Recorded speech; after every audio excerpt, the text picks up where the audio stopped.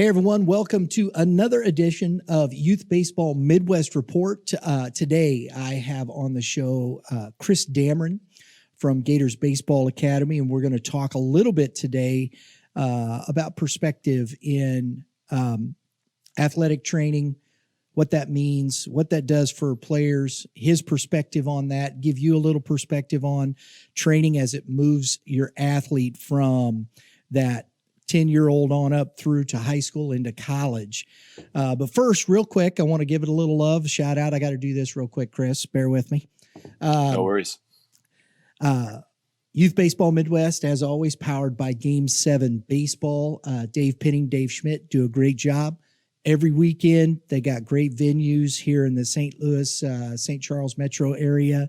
They're going to be down in Branson at Ballparks of America, Illinois. You got Jody Witt over in Tennessee, game7baseball.com. Go to the website, register your team today. Get in. They got some great deals, multiple tournament deals. They got leagues this year. They got youth leagues, high school leagues out at Grand Slam Ballpark, game7baseball.com. Go to the website, get your team registered. Great weekend. Big shout out, Dave Penning, Dave Schmidt. Always fun. All right, let's talk baseball. You were a graduate of Park University, right? Played ball at Park University, yes? Yep, that is correct. Back in 2011, 2012. So let's get a little perspective here on this. How did when you're coming up through high school and into college, how much was training and athletic training, diet, all those types of things? Where is that when you were playing in high school and college to where we are today? I would say it's evolved immensely. It's crazy because a lot of things that I was introduced to in college, and I started off at a junior college at John Wood Community College in Quincy, Illinois. So that was really probably the first insight that I saw with having a true strength coach, nutrition, those pieces. And then same thing at Park. But it's crazy how much it's evolved to where a lot of what I saw as a 18 to 22-year-old young man that I see now with any kids ranging from 11 to 18 years old. A lot of the number one, the exercises, the lifts, the focus on that and athletic training, and then even the diet piece of it. So it's been crazy to see the involvement. And I would say the other piece of how much it's been focused on. Whenever I was growing up, especially in high school, it was still a big question of a lot of, does baseball players, do they really need to lift heavy? Do they need to do specific lifts or lifts they shouldn't do? Versus now you see where, you go out and you look at a lot of college baseball teams, they got videos after games of them lifting or even before games of them lifting. And so it just, if you would have said that to somebody or told that to somebody back, whenever I was coming through, I think they would have kind of looked at you a little googly eyed. So, I think it's evolved a lot. And I think that's probably why we're seeing a lot of the production that we're seeing out of kids now. And also too, some of these guys that are juniors and seniors in high school. These aren't kids, these are men. And right. So it's been really cool to see the growth and the progression. And honestly, I think it's just built a better athlete for today, not just a baseball player, but athlete. It's interesting as you're saying that. I remember watching a documentary on Nolan Ryan. And Nolan Ryan, when he was after every start, he would go and get in the weight room and he would lift after every start. I remember hearing that about Roger Clemens.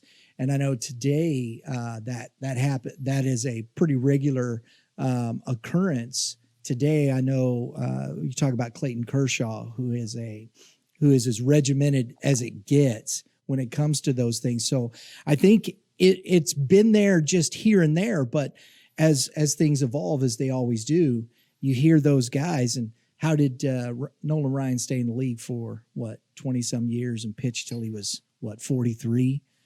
That's no doubt. And I bet you that guy right now, give him a couple months or maybe a year, I bet you he's still got a little left in the tank.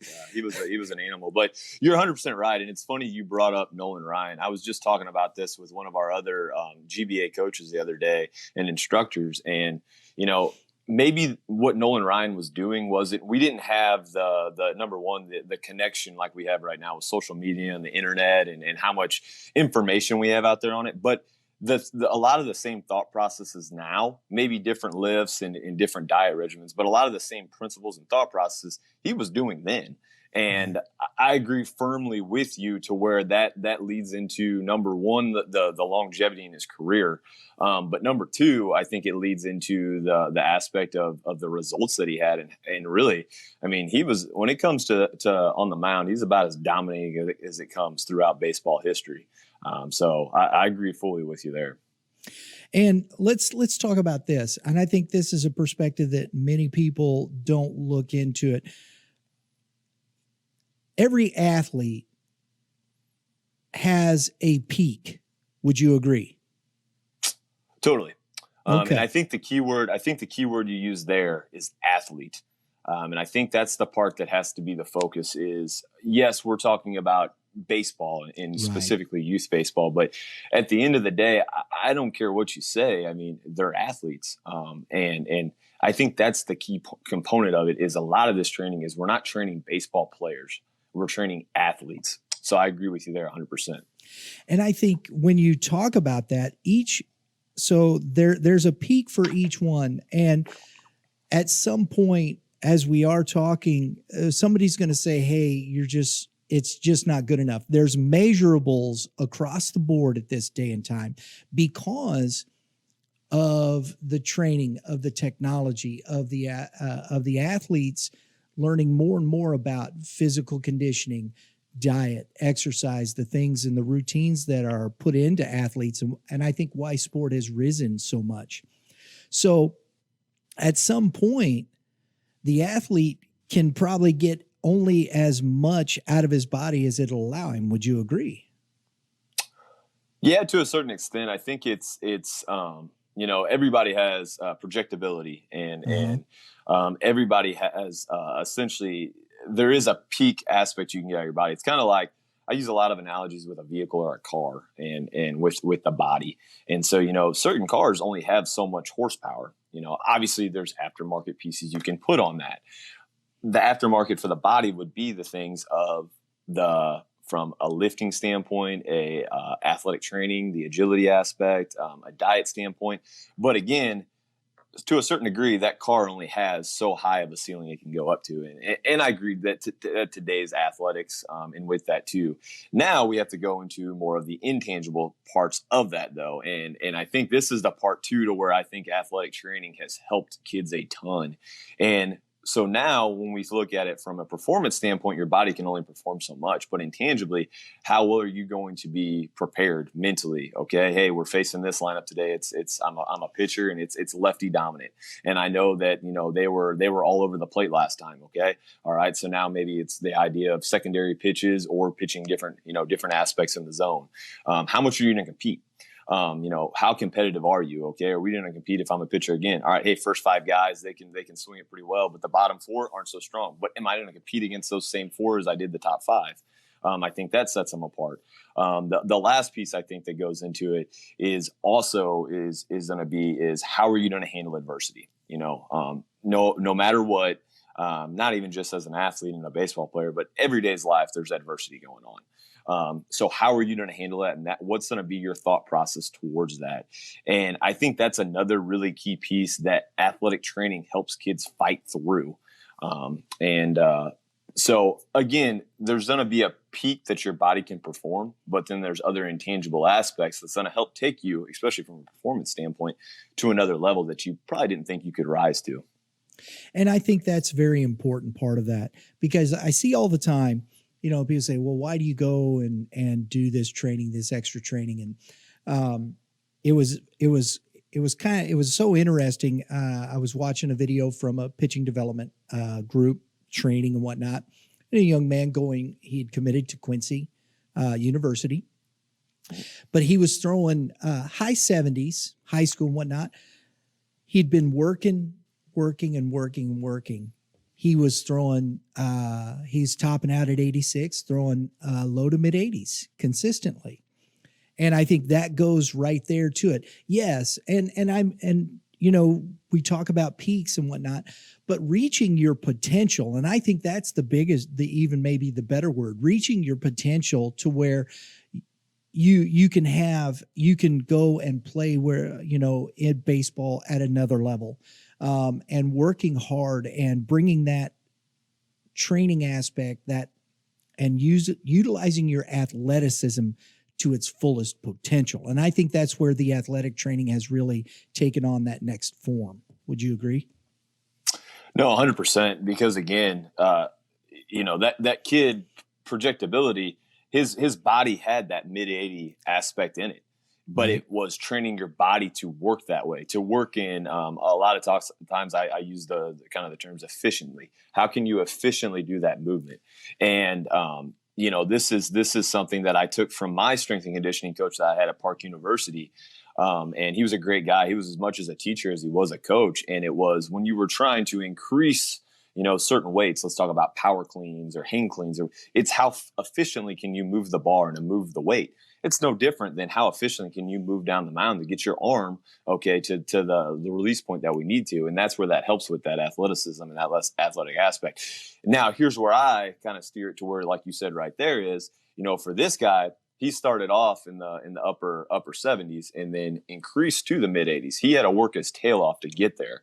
Now, let's say you have another guy on the other end that is starting in the mid 80s. Okay, maybe he didn't have to work his tail off. Maybe if he goes through the same program, he increases his velocity. But who's going to have a more competitive mid 80s, approach here now? The kid that worked his tail off, or the kid that, all right, I come out type thing and I can do that. And so that's another thing where I think that the athletic training aspect just really teaches that mental grit of how to compete, how to push through a rep, how to push through it at bat, how to push through an inning.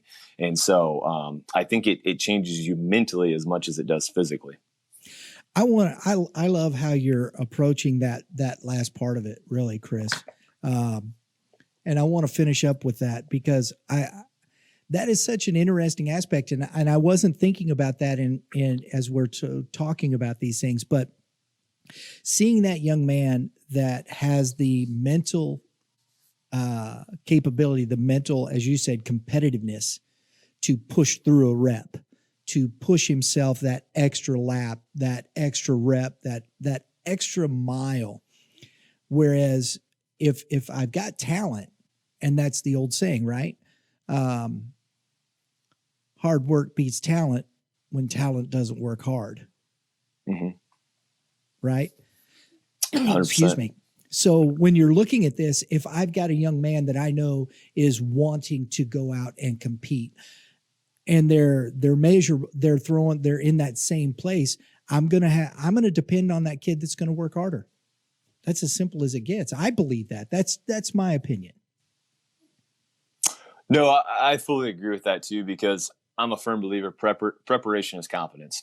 That kid has prepared himself, not to take anything away from the other gentleman that we're just kind of using in the example, because he can be a great kid. He can show up. He can, maybe go through the reps and whatnot. But again, how much is the quality versus the quantity here? And again, I agree with you. It's the aspect and agility training I've done in the past. I've always tried to structure it like innings. Here's our first inning of the workout. Here's our second inning. Here's our third inning, and so forth, all the way up to the sixth or seventh inning. And hopefully we're getting stronger each rep mentally and physically, but also too, hopefully our mental focus is there. And now we're anticipating, hey, here's what I'm supposed to do next with this rep. Here's where I'm supposed to go at next. If not, even if I know where I'm supposed to go at, maybe I can help my teammate. And we've all seen teams. We've all been a part of them. Maybe we've coached them or coached against them or things of that nature, where it's kind of that tale of two teams. It's that team that plays a really good 2 or 3 innings, and then maybe the back end of the ball game, they didn't finish very strong, or vice versa. They play a really, really not so great, didn't come out very well, but then they finish really strong. Well, we want to put together a complete aspect of that. And I think your workouts help with that, because it's training you mentally how to do that. If you go out there and you say, hey, I know I have an hour and 40-minute ball game today, are you really going to be locked in for that entire hour and 40 minutes? Probably not. And that's totally fine. There's nothing wrong with that. But there's going to be times of when you compartmentalize of when I got to turn it on and when I turn it off. Same thing if you're in a squat rack right now or in a hex bar trying to do deadlifts, when you're resting, you can take that off a little bit. But when you step back in that rack or put your hands on that bar, it's go time. I got to lock back in. I got to push myself. What am I focusing on right now?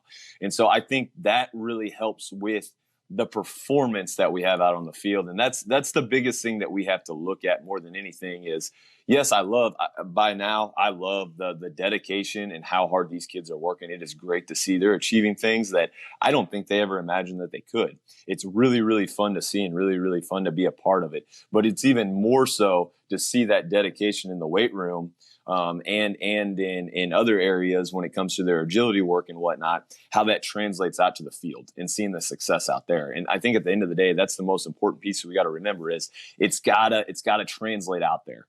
It has to translate into our swing, into our arm action, into our mechanics on the mound, into our footwork, on a ground ball or a fly ball, into our jumps that we have base running wise, and even more so from a mental standpoint of how quickly we read that, our reactions, those types of things. And so I think it kind of all plays in together, and that's where we have to make sure that we're looking at it. So I agree firmly with you though, from the mental standpoint that it has to make sure that it's added into the workout and added into the aspect of growing that area. Absolutely.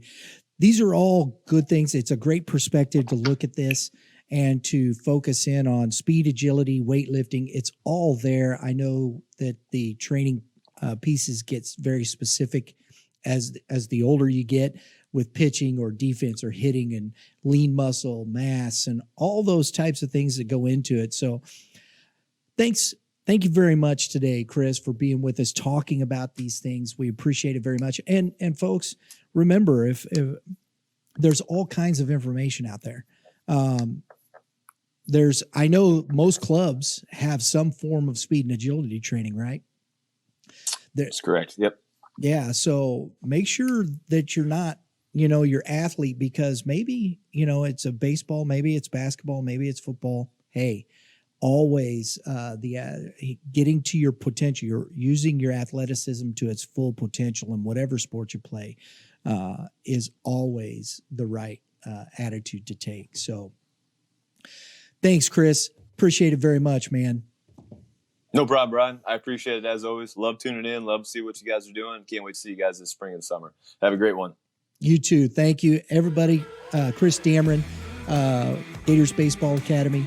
Thanks again. Everybody have a great day in the Lord. And remember, you pitchers, keep throwing strikes. You hitters, hit them where they ain't.